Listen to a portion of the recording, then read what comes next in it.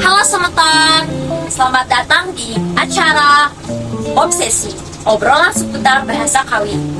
Perkenalkan, nama aku Dayu, jadi aku di sini sebagai host. Jadi aku mau menceritakan sedikit nih tentang dosen yang nantinya akan menjadi narasumber untuk acara ini. Dosen itu nggak terlalu galak, nggak terlalu serius juga sih. Pokoknya asik banget dan bakal seru banget nantinya.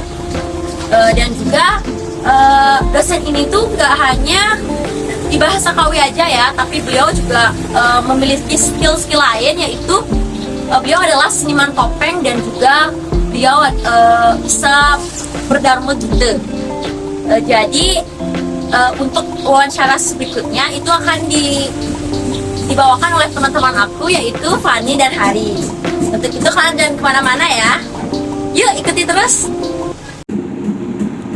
Hai semeton, selamat siang. Apa kabar kalian di rumah nih? Semoga baik-baik aja ya, Bener, Hari. semoga moodnya baik saat menonton video ini. Dan gak sakit ya, Hari. Bener banget. Masa nonton podcast bahasa Kawi Aduh. sambil tiduran? Aduh, Nggak mungkin sih. ya. Tapi kalau sambil rebahan gitu ya nggak masalah sih, bener nggak sih Pan? Ya. Yang penting apa nanti yang kita omongkan di sini bisa bener, bisa Masuk ke menjadi dalam otak. pembelajaran, Iya. bisa menjadi motivasi. Astung kare.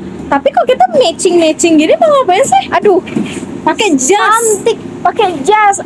Apalagi sih kalau bukan di Obsesi, obrolan seputar bahasa Kawi. Oke, hari ini siapa sih narasumber kita sih, Van? Katanya sih dosen ya. Bener. Dosen. Setauku sih gitu. Dosen di mana? Dosen staf. Iya, dosen Staf Negeri Empu Kuturan Singaraja. Bener banget. Katanya juga sih kalau misalnya dia ngajar tuh tegang banget. Bener nggak? Sebenarnya nggak tegang sih, mungkin bapaknya kelihatan judes, Ya. tapi sebenarnya baik banget sih Pan. Hatinya tuh Hello Kitty, gitu. Iya nggak sih? Terus Bener-bener. katanya sih dia juga pinter banget ya seni. Bener, selain di seni tari pementasan, dia juga ahli di bidang kakawin atau dharma gita Pan. Bener banget sih Hari ya.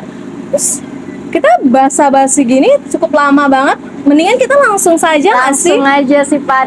Siapa sih pemateri pada hari ini? Itu. Kita transisi aja dulu nih Pan. Oke, transisi aja ya mendingan. 1, 2, 3. Om Swastiastu. Nah ini dia. Kita udah kedatangan narasumber kita ya. Salam dulu Bapak untuk para penonton kita. Baik, di sini kita bersama Bapak Putu Subawa, SPD MPDH. Sebelum kita lebih dalam lagi mengenai seni, membahas lebih dalam lagi mengenai seni, saya pengen tahu nih Bapak, cerita Bapak kenapa awal mula terjun ke dunia seni nih Bapak?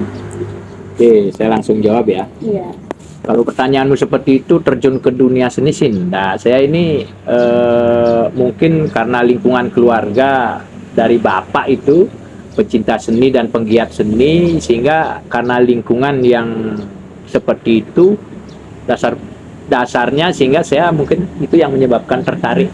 Saya bukannya begini seni yang betul-betul menekuni seni, tapi ini saya jadikan sebagai hobi atau sekedar mengekspresikan jiwa atau bahasa komunikasi saya sama-sama audien atau sama-sama masyarakat. Tapi saya masih sebatas hanya sekedar hobi aja, diajak oke, kalau tidak ada masalah, itu aja. Awalnya itu seni apa yang Bapak ambil? Oh, saya kalau pengalaman seni, saya berawal mulai dari SMA, saya seni bebonresan itu yang saya fokuskan. Untuk seni kakawinnya nih Bapak mulai ngambilnya dari mana Bapak? Oh, kekawin itu, Dharma Gita itu otodidak juga, karena kita menganggap hobi seni paling enggak tahu dasar tentang bahasa-bahasa yang berkaitan dengan bahasa Jawa kuno atau bahasa Kawi untuk komunikasi, tapi tidak begitu banyak saya menekuni tentang bahasa itu, sehingga dalam ekspresi di pentas atau di panggung itu dipergunakan seberapa saja, mungkin berkaitan dengan sastra-sastra suci itu baru menggunakan bahasa Kawi atau bahasa Jawa. Mungkin ada kendala di saat pementasan itu Pak? Kalau pementasan itu kan namanya tim ya. Kita berpasangan, namanya juga kalau yang pentas menggunakan tim itu kita sudah memiliki dalam bahasa kekiniannya chemistry ya, persamaan perasaan, kapan harus menjawabnya, kapan harus bersikap a priori, sehingga di panggung itu kita kolaborasi aja. Kalau misalnya nih Pak, dalam panggung kita terjadi kendala. Ya. Nah, untuk mengatasi kendala itu gimana sih caranya Bapak? Nah itu, masing-masing orang itu sudah punya peran tersendiri. Kita, kalau di saya sama teman-teman kan topeng. Topeng itu sudah membawa perwatakan tersendiri. Kalau topengnya wataknya begini, pasti kalimat yang dikeluarkan cenderung begini gitu. Misalnya kalau wataknya seperti ini, cenderung yang yang namanya dalam bahasa Balinya tuh moyain gitu. Tapi ada penengahnya di sana. Sehingga dalam bahasa di panggung itu sistem pementasan seni kan tetap mulai dari awal prolog, kemudian di pertengahannya kemudian ada konflik, terakhir kan penyelesaian masalah. Itu tergantung dari watak yang kita bawa di topeng itu. Mungkin dalam pementasan kesulitan memahami bahasa Kawi itu pernah ada nggak sih Pak? Saya dari di panggung nih, kayak aduh gimana nih cara bacanya gitu, menghafalnya gimana nih Pak? Nah kembali ya, kalau menggunakan bahasa Kawi atau bahasa yang sejenisnya Jawa kuno atau bahasa-bahasa susastraan itu, sebenarnya kalau di pementasan bebonresan sedikit menggunakan bahasa seperti itu. Kalau bahasa Kawi di pementasan seni pedalangan baru banyak, karena tokoh figur di sana kan yang seperti itu harus bahasanya itu, sehingga punakawannya atau carakenya itu yang mentranslate gitu. Kita di pementasan Bonres itu hampir sangat sedikit untuk bahasa itu, sehingga pemahaman bahasa seperti ini karena sastra kan sering kita komunikasikan, otomatis paham. Kalau Pak tidak mendalami tapi otodidak. Tapi kalau teman misalnya berperan seperti itu, kita berusaha memahaminya, karena bahasa ini kan bahasa secara umum di sastra itu kita sudah sepakat nanti di panggung kita mengeluarkan ini dengan topik ini, berarti kita harus siap untuk itu. Saling bahasa Bali ini saling sautin antara siapa yang lebih dulu memahami, dia yang dulu menjawabnya atau memberikan penegas atau mengkaji maknanya. Itu aja sih. Pernah sih pas pementasan itu Bapak tiba-tiba nggak tahu nih arti dari bahasa Kawinya itu. Nah, itu tahen pasti. Itu udah dibebanyolan tadi ini. Artinya irage sing nawang tapi pura-pura nawang, artinya ditubel lucu nih kadang. Karena pada sing nawang akhirnya sampai Ani Mesuang yang mengeluarkan itu, yang menjadi tokoh sentralnya itu sampai merespon beliau atau dia yang mentransit langsung. Kita ketawa aja karena enggak tahu gitu. Tapi kan enggak tahu audien atau penonton kan enggak paham. Iya. Benar banget Pak. Nah kemudian, di era Society 5.0 ini, menurut Bapak peran bahasa Kawi dalam pementasan itu bagaimana Bapak? Penting atau tidaknya? Nah, ini makanya seperti bahasa saya tadi, pementasan atau dalam seni, karena kita khususnya di Bali ini pementasan itu kan bahasa seni itu kan ada seni pertunjukan biasa menghibur, ada yang bebalian, ada yang ditontonkan untuk menghibur, ada yang wewalian itu yang kadang harus betul-betul pakemnya menggunakan bahasa-bahasa itu karena bahasa sastra. Salah satunya ya misalnya kalau pementasan jenis kalau yang saya tahu itu wayang orang itu yang ada di sana Kejekule itu. Kemudian di pewayangan pasti itu dalangnya harus berbasis bahasa Kawi atau bahasa Jawa kuno, karena di sana banyak mengupas bahasa-bahasa tokoh-tokoh di pewayangan yang notabene sebagai tokoh sentral dalam sastra suci Hindu. Sedangkan kalau yang bebalihan sejenis bonres, sejenis ketopengan yang sederhana itu sedikit sih menggunakan itu. Tapi di era kekinian ini pemahaman saya itu memang bahasa ibu bagi saya, sehingga harus dilestarikan, terutama di generasi sekarang kan banyak yang tidak memahami Ya, seperti susah itu, memahami. sangat susah.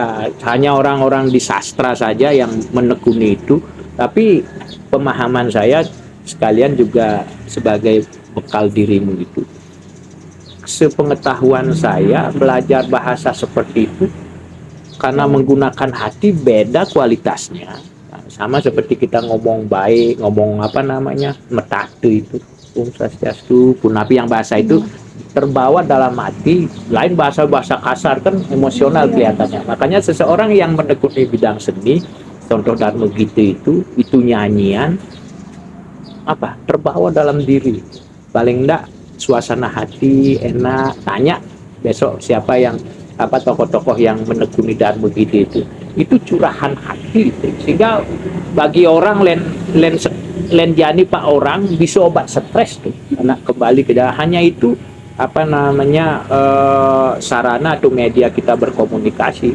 Sehingga di zaman sekarang ini sangat-sangat positif kalau itu dilestarikan.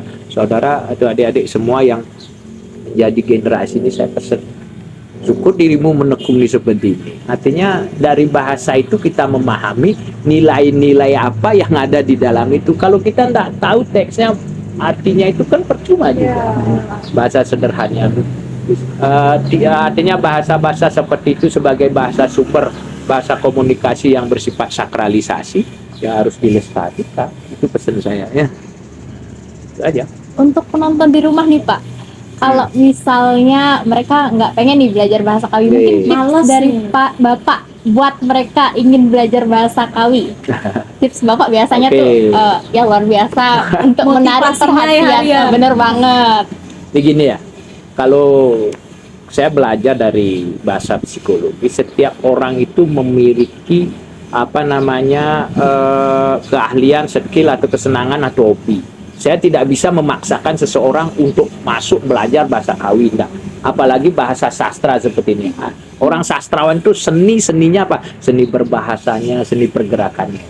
Sehingga bagi adik-adik nanti saya pesan juga ini, paling enggak bukan menekuni sih, memahami itu menjadi dasar utama untuk mengenal sastra Hindu, sastra suci yang kita yakini memiliki nilai-nilai yang sangat luar biasa. Dan bahasa janin itu arti dalam sastra itu mengkulit, tidak hanya satu kan, bisa dua maknanya, tergantung kita memaknai. Sampai kita tidak tahu makna dasar dari bahasa Kawi itu, ya begitu dah resikonya kita tidak tahu. Sehingga saya pesan untuk adik-adik yang niat untuk memperdalam tentang susastra Hindu, termasuk juga untuk peningkatan kualitas diri, tekuni ini bahasa Kawi sebagai media komunikasi yang positif, terutama dalam berkomunikasi sama beliau yang di atas sana. Itu aja deh ya. Oke guys, itu dia narasumber kali ini. Mungkin itu saja sih Pak pertanyaan-pertanyaan dari kita ya. Kita mungkin akhiri Bapak dengan salam dari Bapak nih. Yang Gimana biasa nih ya, salam Pak. biasa Pak? Salam apanya itu sarang? Salam sarang. Salam sarangil, Pak. Oke, salam. Oke. Sarangil. Bye bye. Sukses semua Bapak. Sukses semua, Bapak. Nah, itu dia semeton tadi pemaparan materi dari Pak Subawe. Gimana? Seru kan? Menarik banget kan? Pokoknya pasti kalian tuh bakal tahu materi-materi yang kalian belum tahu dari tadi Bapaknya menjelaskan.